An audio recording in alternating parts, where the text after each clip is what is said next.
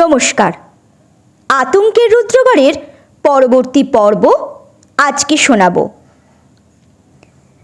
আবির আর নন্দিনী শুয়ে আছে, কিন্তু আবিরের চোখে একটুও ঘুম নেই।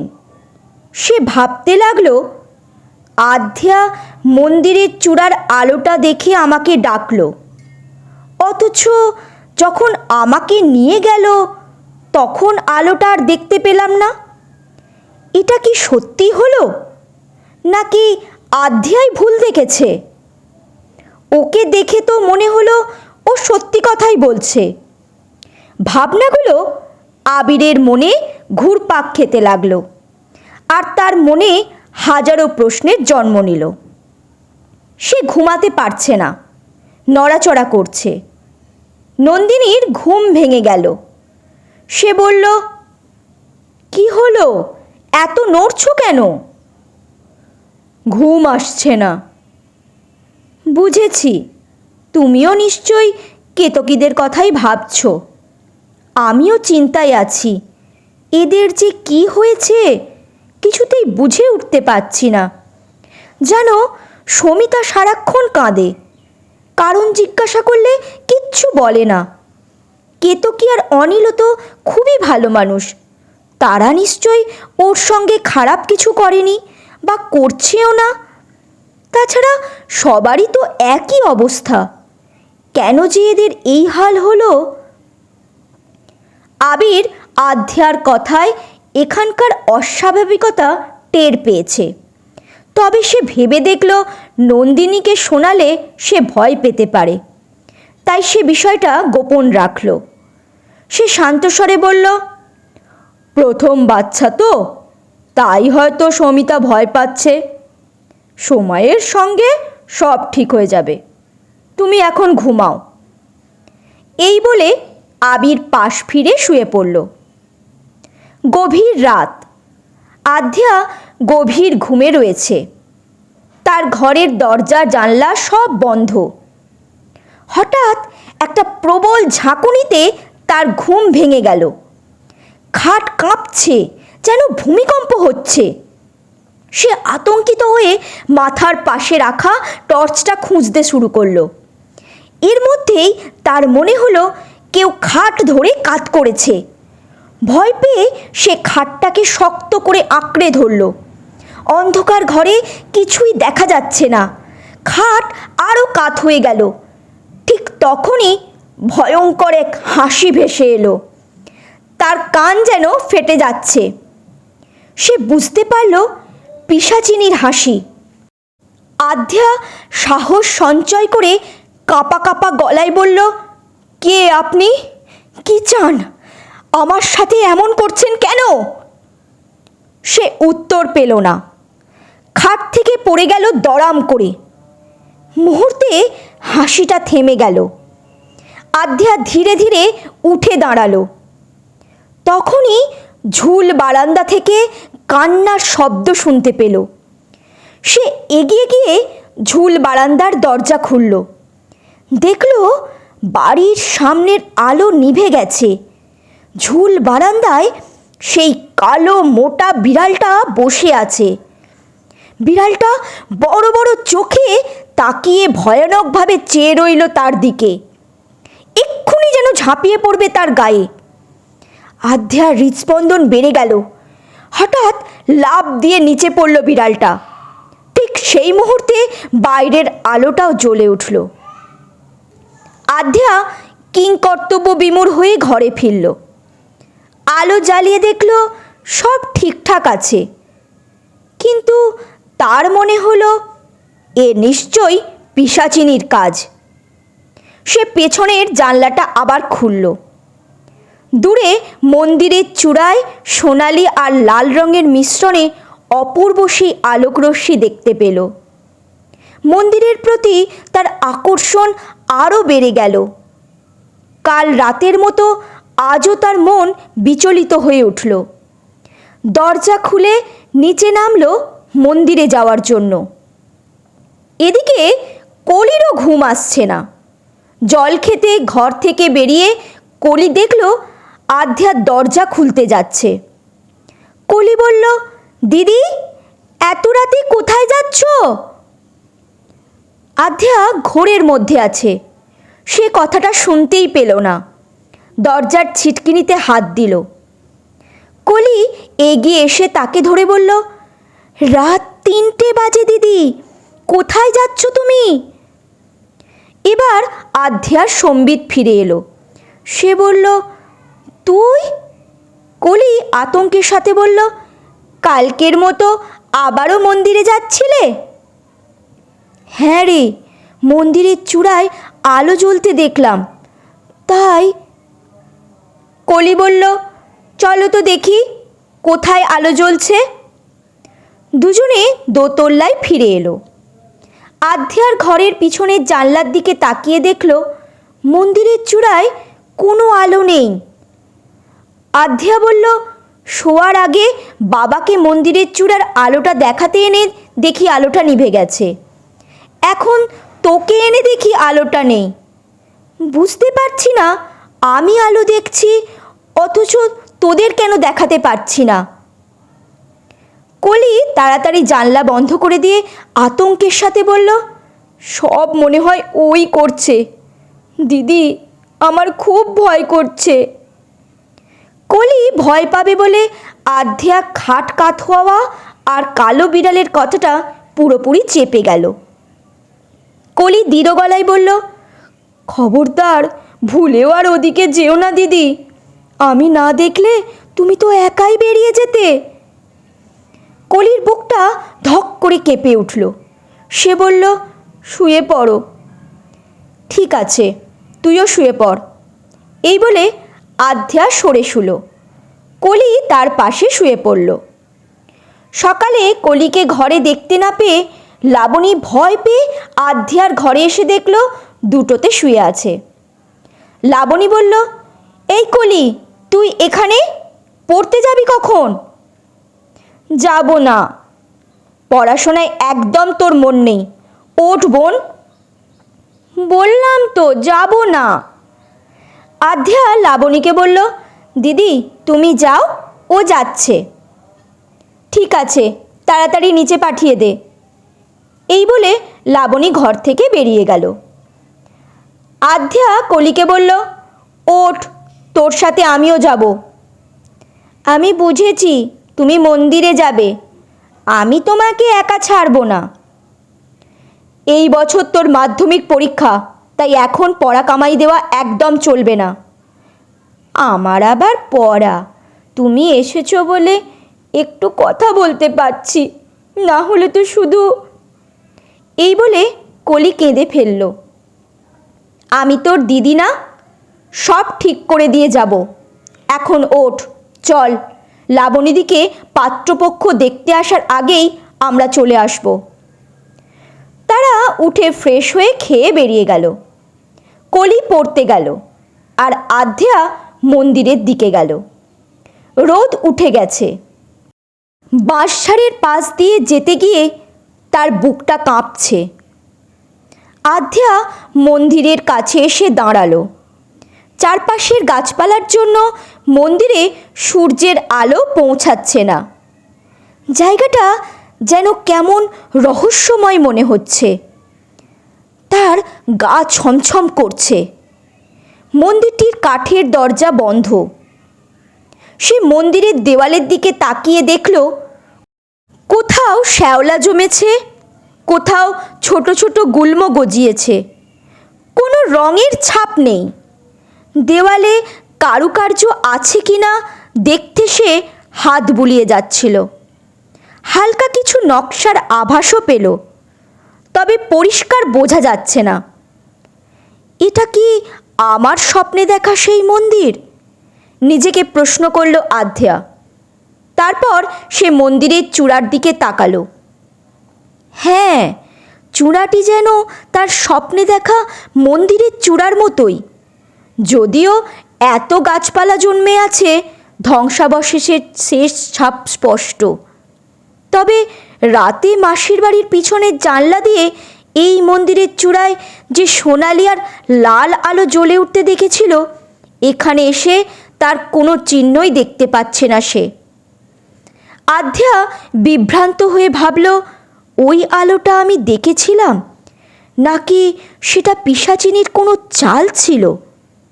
সে কি আমাকে এমন আলো দেখিয়ে এখানে এনে বিপদে ফেলতে চায়? তার চোখ পড়ল মাটিতে পড়ে থাকা একটা পাথরের টুকরোয়। পাথরটা তুলে এনে সে দেওয়ালে ঘষতে লাগলো। শ্যাওলা সরিয়ে দেখতে পেল দেওয়ালের কারুকার্য সত্যিই আছে, আর তা স্বপ্নে দেখা মন্দিরের নকশার সাথে অবিকল মিলে যাচ্ছে। আধ্যা বিস্ময়ে থমকে গেল। স্বপ্নে দেখা মন্দিরের সঙ্গে এটা তো পুরোপুরি মিলে গেল। সে দ্বিধায় পড়ে গেল, এটা কি সত্যি সেই তার দেখা মন্দির, নাকি কোনো অশুভ শক্তি তাকে এখানে নিয়ে এসেছে? আবার এখানে এসেছেন? আপনার সাহস তো কম নয়। হঠাৎ এই কথায় চমকে পিছন ফিরল আধ্যা। দেখল সেই যুবকটি তার দিকে এগিয়ে আসছে, যে তাকে গতকাল জলে ডুবে যাওয়ার হাত থেকে বাঁচিয়েছিল। তার সঙ্গে আছে আরেক যুবক, বয়সে তারই সমান। আধ্যা বুঝল এই যুবকই দেবু, কলি যার কথা বলেছিল। যুবক দুজন এসে আধ্যার কাছে দাঁড়ালো। দেবু একটু বিস্মিত ভঙ্গিতে আধ্যার দিকে তাকিয়ে রইল, যেন নির্জন এই মন্দিরে তাকে দেখে অবাক হয়েছে। আধ্যাও চুপচাপ তার দিকে তাকিয়ে রইল। বিপ্র নীরবতা ভেঙে বলল, এ হলো আমার বন্ধু দেবু, আর আমার নাম। আধ্যা কথাটা শেষ করল, আপনার নাম বিপ্র। বিপ্র মৃদু হেসে বলল, আপনি কি করে আমার নাম জানলেন? আধ্যা শান্ত স্বরে বলল, আমার মাসির ছোট মেয়ে কলি, ও বলেছে সে আপনাদের চেনে।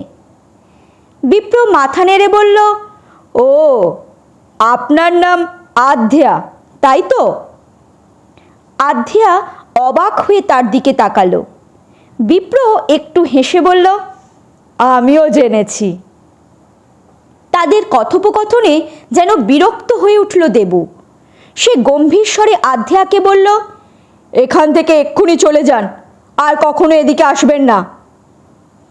বিপ্র ধমকের সুর শুনে দেবুর দিকে ঘুরে বলল, থাক না, এখন তো আমরা আছি। বিপ্র চোখ গেল মন্দিরের ঘষা দেওয়ালের দিকে। সে বলল, দেওয়াল ঘষেছেন, কি ব্যাপার? আধ্যা কোনো উত্তর না দিয়ে মন্দির থেকে বেরিয়ে শ্মশানের দিকে হাঁটতে শুরু করলো। দেবু আবার ধমকের সুরে বলল, ওদিকে কেন যাচ্ছেন? বাড়ি ফিরে যান। আধ্যা দাঁড়িয়ে পড়ে বলল, না, মানে ওখানে একটা কুয়ো। তা কুয়োতে কি পড়ে মরার ইচ্ছা হয়েছে? না, একটু দেখতাম। কুয়ো দেখেননি কখনো? আপনার মাসিদের বাগান বাড়িতেই তো কুয়ো আছে। একদম এদিকে আসবেন না, নদীতে পড়ে শিক্ষা হয়নি। বিপ্র কিছু একটা বলতে যাচ্ছে, দেবু তাকে থামিয়ে দিল। তারপর আবার আধ্যাকে বলল, দাঁড়িয়ে আছেন কেন? ফিরে যান। আধ্যা ধীরে ধীরে বাড়ির দিকে ফিরে আসছে। দেবুর কথা বলার ধরন তার একদম ভালো লাগলো না, বদমেজাজি মনেই হলো তাকে। আধ্যা মাসির বাড়ির কাছে এসে ভাবল, কলি নিশ্চয়ই এখনও টিউশন থেকে ফেরেনি। এই ফাঁকে আশেপাশের লোকজনের সঙ্গে একটু আলাপ করে দেখি। সে রাস্তা ধরে হাঁটতে হাঁটতে হঠাৎ দেখতে পেল একজন অল্প বয়সী মহিলা কাঁধে ব্যাগ নিয়ে দ্রুত হেঁটে যাচ্ছে।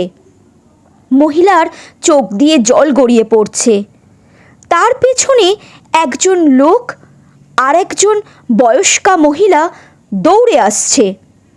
লোকটি চিৎকার করে বলছে, থামো, তুমি এখান থেকে পালাতে পারবে না। মহিলাটি ভয় পেয়েও এগিয়ে যেতে চাইছে, কিন্তু লোকটি তার পথ আটকালো। তুমি এমন অবুঝের মতো কাজ কেন করছো? লোকটি বলল। মহিলা কাঁপা গলায় উত্তর দিল, আমি রমাদির মতো আমার বাচ্চাকে হারাতে চাই না। আমি আমার দিদির বাড়ি গিয়ে থাকব। লোকটি বিষণ্ণ মুখে বলল, যদি এখান থেকে বেরোতে চাও, তুমিও তোমার পেটের বাচ্চা কেউই বাঁচবে না, কিন্তু এখানে থাকলে অন্তত তোমার প্রাণ থাকবে। কেন এমন করছো? এতক্ষণে আধ্যা তাদের কাছে এসে গেছে। সে লোকটিকে জিজ্ঞাসা করল, কি হয়েছে? কেন এনাকে আটকাচ্ছেন? লোকটি বিষণ্ণ দৃষ্টিতে আধ্যার দিকে তাকিয়ে বলল, তুমি কি এখানে নতুন? তুমি তাহলে কিছুই বুঝবে না। রুদ্রগড় ছেড়ে এক্ষুনি চলে যাও। বয়স্কা মহিলাও তাদের কাছে এসে গেছে। অল্প বয়সী মহিলাকে বাড়িতে ফিরিয়ে নেওয়ার জন্য লোকটি ও বয়স্ক মহিলা বোঝাতে লাগলো। অল্প বয়সী মহিলাটি বলল, আমি ঠিক রুদ্রগড় থেকে বেরোতে পারবো। পারবে না বৌমা। আগে যারা পালাবার চেষ্টা করেছে সবার কি হাল হয়েছে সে কথা শুনেছ তো। ভালোই ভালোই এখান থেকে চলো, সবই আমাদের কপাল, এর থেকে আমাদের মুক্তি নেই। এই বলে বয়স্কা মহিলা তার শাড়ির আঁচলে চোখ মুছলেন। আধ্যা বুঝতে পারল এরা অল্প বয়সী মহিলার স্বামী আর শাশুড়ি। অল্প বয়সী মহিলাটি জেদ ধরে লোকটিকে বলল, আমি এখান থেকে যাবই। দিনের বেলা পিশাচিনী কিভাবে আটকায় আমিও দেখব। পিশাচিনী শব্দটা শুনেই আধ্যার গা শিউরে উঠল। সে ভাবল, এখানে কি হচ্ছে? অল্প বয়সী মহিলাটি কারোর কথা না শুনে এগিয়ে চলল। রুদ্রগড়ের সীমানার শেষ প্রান্তে এসে মহিলাটি থমকালো।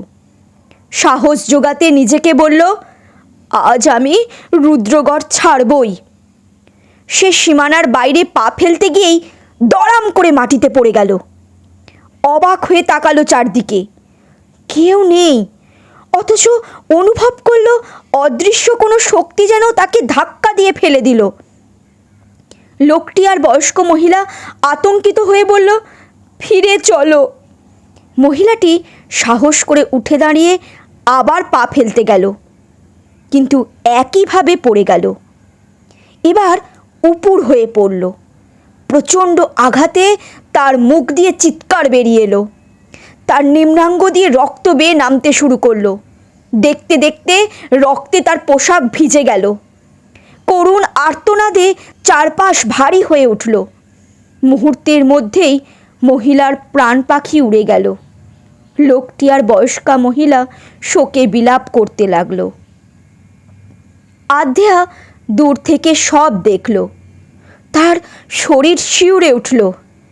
হেও সেই পিশাচিনীর কাজ, সে ফিসফিস করে বলে উঠল। অপঘাতের সেই দৃশ্য দেখে আধ্যা আনমনা হয়ে মাসির বাড়ির দিকে ফিরছে। তার মাথায় অসংখ্য প্রশ্ন ঘুরপাক খাচ্ছে।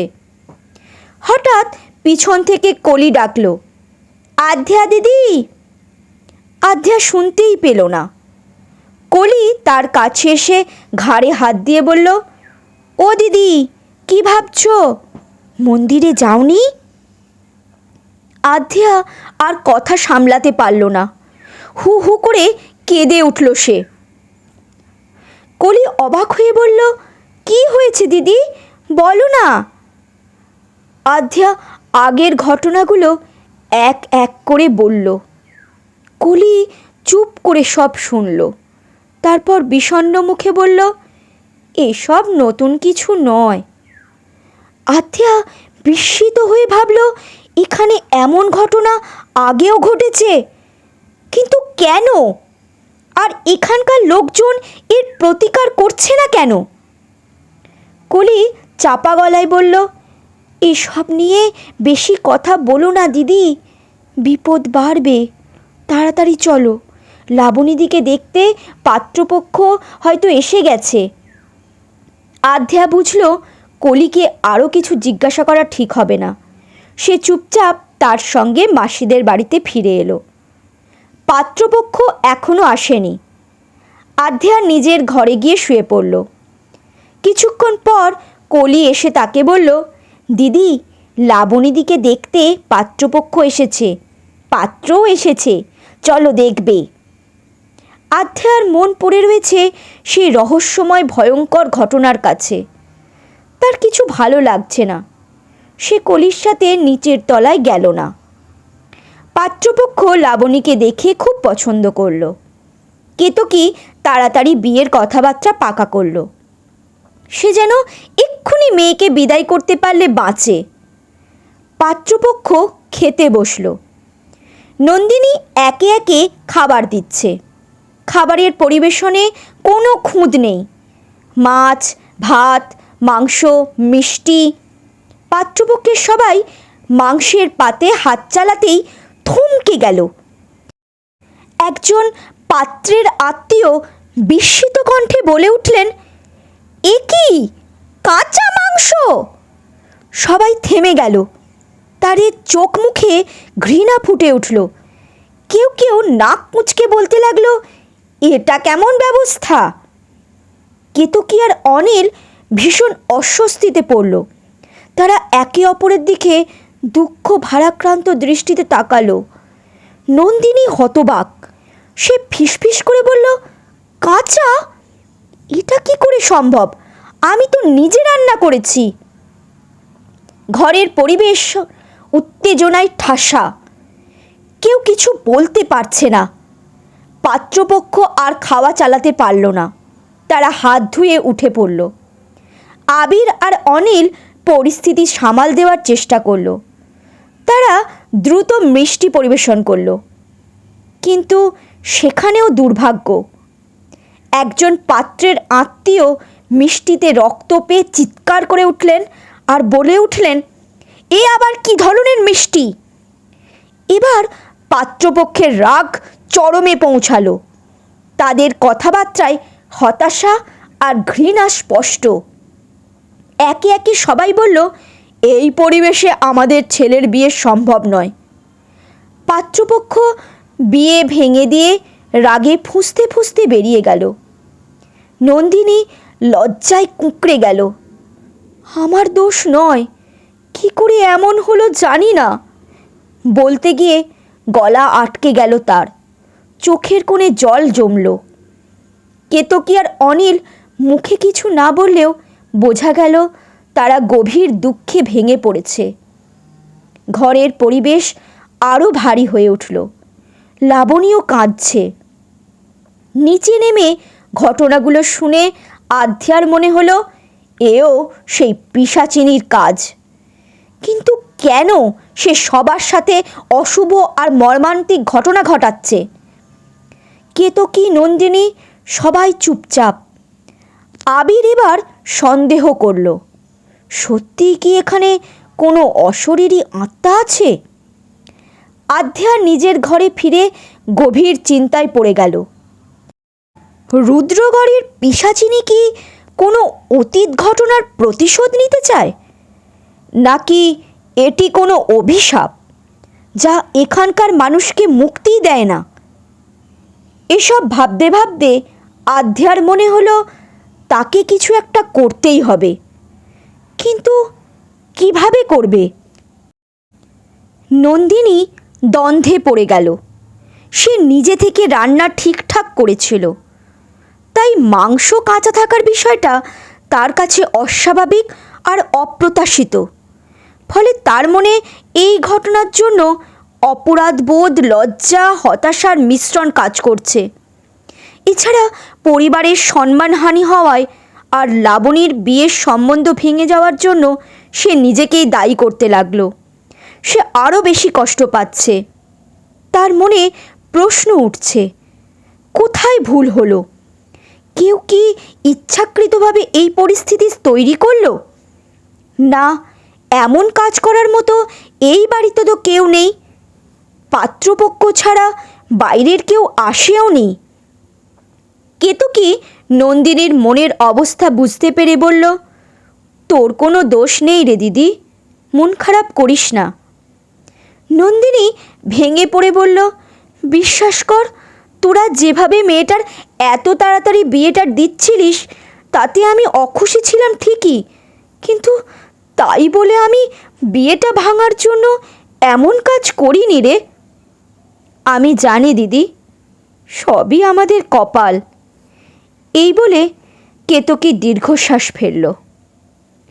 এদিকে আধ্যা তার মোবাইলে তান্ত্রিকের খোঁজ শুরু করেছে, কিন্তু আগের দিনের মতোই কোনো তথ্যই সে পাচ্ছে না। ঠিক তখনই আবির এসে জিজ্ঞাসা করল, তুই কি করছিস রে মা? আধ্যা বলল, তান্ত্রিকের খোঁজ করছি বাবা, কিন্তু সার্চ করলে কিছুই আসছে না।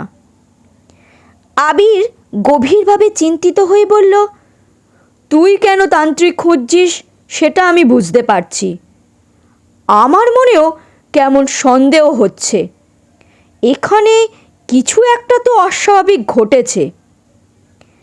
আধ্যা উত্তরে বলল, শুধু মাসির বাড়িতেই নয় বাবা, রুদ্রগড়ের সবখানেই অস্বাভাবিক ঘটনা ঘটছে।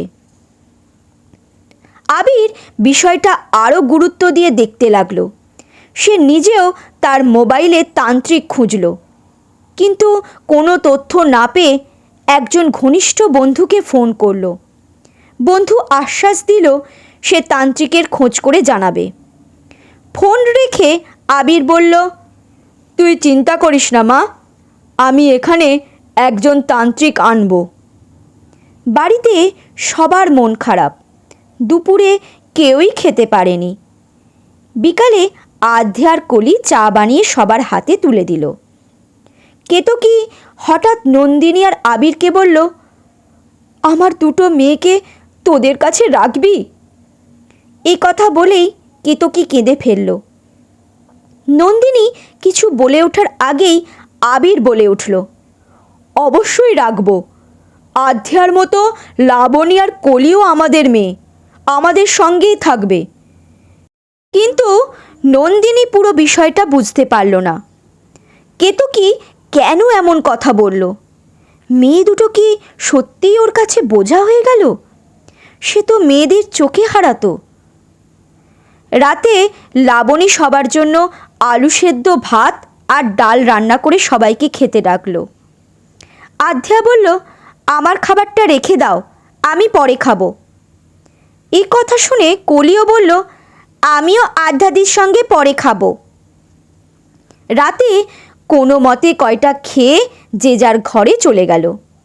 রাত 10টার দিকে কলি আর আধ্যা খেতে বসলো। ডাইনিং টেবিলের ওপরে তাদের খাবার ঢাকা দেওয়া রয়েছে। ঢাকনা সরিয়েই তারা যা দেখলো তাতে দুজনেই স্তম্ভিত হয়ে গেল। খাবারের মধ্যে পোকা গিজগিজ করছে। সেই দৃশ্য দেখে তাদের গা গুলিয়ে উঠল।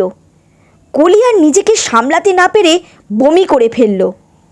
মুহূর্তেই তারা বুঝতে পারল এটা পিশাচিনীর কাজ। কলি ও আধ্যা দুজনেই তীব্র ঘৃণা আর ভয়ের মধ্যে পড়ে গেল।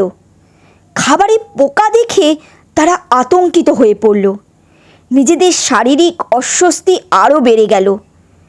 কলি বমি করার পর মানসিকভাবে আরও দুর্বল হয়ে পড়ল। একই সঙ্গে পিশাচিনীর উপস্থিতি অনুভব করে তারা হতাশ ও অস্থিরতায় ভুগতে লাগল।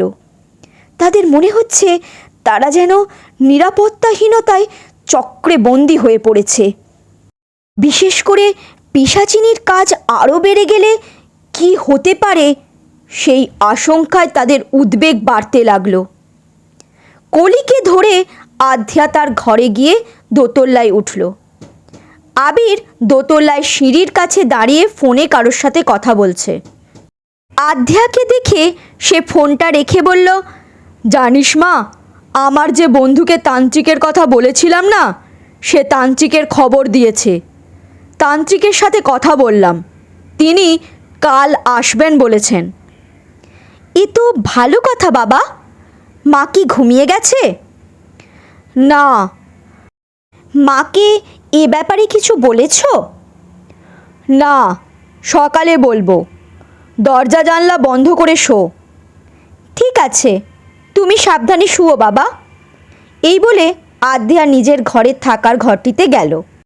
আধ্যা দরজা জানলা বন্ধ করে ভয়ে ভয়ে শুয়ে পড়ল। তার একটাই প্রার্থনা, রাতটা যেন ভালোই ভালোই কেটে যায়। বাবার কথা মনে পড়তেই খানিকটা স্বস্তি হলো। বাবা তান্ত্রিকের সঙ্গে কথা বলেছেন, আর তিনি আগামীকাল আসবেনও বলেছেন। তবে আধ্যার মনে নতুন এক আশঙ্কা দানা বেঁধেছে। পিশাচিনী যদি বাবার কোনো ক্ষতি করে, এই ভাবনাই তাকে কুঁকড়ে ফেলছে। ভয় আর দুশ্চিন্তার কারণে তার চোখে একটুও ঘুম আসছে না। আজও তার পিছনের জানলা খুলে মন্দির দেখতে ইচ্ছা করছে। তবে সে নিজেকে বোঝালো, আজ জানলা আমি খুলবই না। কিন্তু বেশিক্ষণ এ সিদ্ধান্তে সে স্থির থাকতে পারল না। অজানা এক তীব্র আকর্ষণে জানলার কাছে সে চলেই গেল, আর জানলাটা খুলে ফেলল। মন্দিরের চূড়ার সোনালি আর লাল আলোটা দেখা যাচ্ছে। সেই আলো তাকে যেন মন্ত্রমুগ্ধের মতোই টেনে নিয়ে যাচ্ছে। অবশেষে সে ঘরের দরজা খুলে ফেলল। রাত কত হয়েছে সে জানে না। এই রাতে একা বেরোলে বিপদও হতে পারে, সেই ভাবনা তার মনেই নেই। একা অন্ধকারে নির্জন রাস্তা দিয়ে সে হাঁটতে শুরু করলো। সে যাচ্ছে মন্দিরের দিকে। রাস্তার পাশে বাঁশবাগান এসে পড়ল। বাঁশ গাছগুলো দুলতে শুরু করলো, আর ঘষা লেগে তার কানের কাছে যেন ভয়ের সুর বাজাতে লাগলো।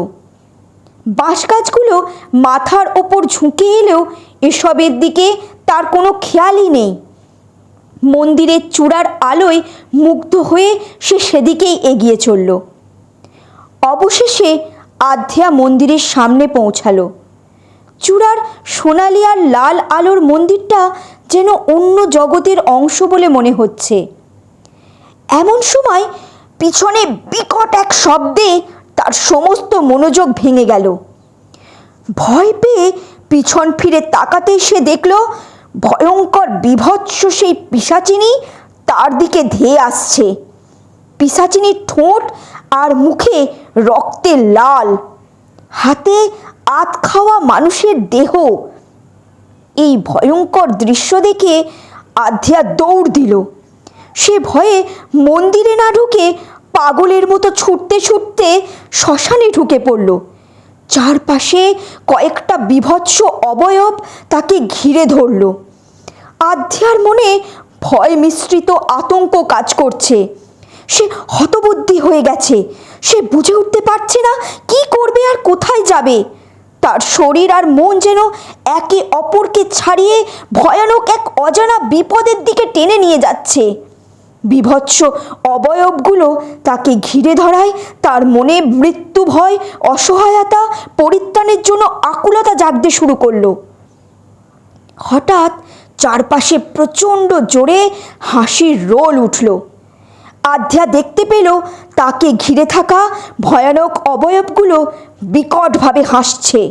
সেই হাসির শব্দে তার কান জ্বলে উঠল। সে দুহাতে কান চাপা দিয়ে চিৎকার করে উঠতে চাইল, কিন্তু কোনো শব্দ বের হলো না। ঠিক তখনই পিশাচিনী ভেসে উঠল তার সামনে। আধ্যা প্রাণপণে নিজের মনে সাহস আনার চেষ্টা করছে। সে কাঁপা গলায় কিছু বলার চেষ্টা করছে, কিন্তু ভয় তাকে জড়িয়ে ধরেছে। পিশাচিনী হঠাৎ তার হাতে থাকা আধ খাওয়া মানুষের দেহটার একটা গভীর কামড় বসালো। আধ্যার চোখ আটকালো দেহটার মুখের দিকে। মুখের এক পাশের মাংস নেই। হতভম্ব আধ্যা বুঝতে পারল এই মানুষটাকে সে সকালেই দেখেছিল, তার সাথে কথা বলেছিল। লোকটির স্ত্রীকে সকালে পিশাচিনী রুদ্রগড় থেকে বেরোতে দেয়নি। পেটে তার সন্তানসহ তাকে মেরে ফেলে দিয়েছিল সে। আধ্যা যেটুকু সাহস সঞ্চয় করেছিল তা মুহূর্তেই উবে গেল। তার মাথায় ঘুরপাক খেতে লাগলো একটাই প্রশ্ন, হে মানুষগুলোর কি অপরাধ ছিল যে জন্য পিশাচিনী তাদের এমন ভয়ঙ্কর মৃত্যু দিল? এই ভেবেই আধ্যার মনে গভীর কষ্ট আর অসহায়তা জমাট বাঁধল। এমন সময় পিশাচিনী লোকটির দেহ থেকে এক খাবলা মাংস কামড়ে নিয়ে চিবাতে চিবাতে দেহটা আধ্যার দিকে ছুঁড়ে মারল। এই ভয়ঙ্কর দৃশ্য আধ্যা দেখে আর নিজেকে সামলাতে পারল না। ভয়ে আর ঘৃণায় অচেতন হয়ে মাটিতে লুটিয়ে পড়ল।